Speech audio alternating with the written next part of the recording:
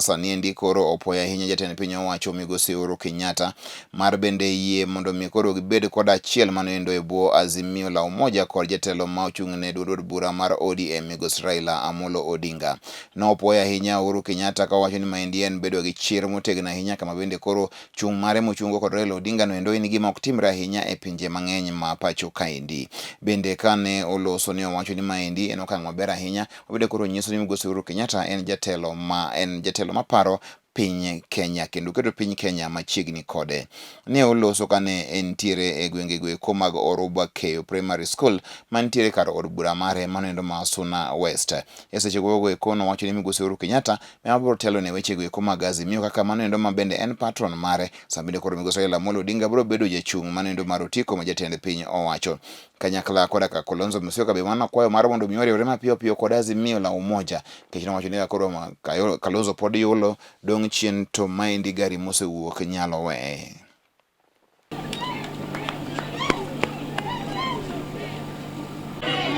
Sani ko kidwa yaw gi mang'eny tieko to dhi e junior secondary kama wetimiwa tieko ko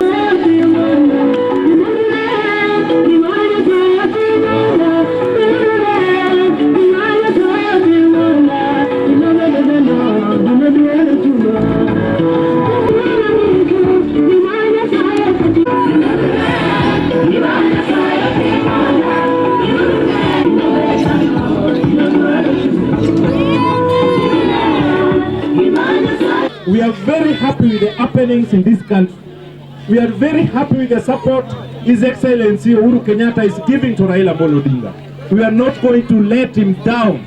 And we believe that through their support, through their unity, this country is going to take a good shape.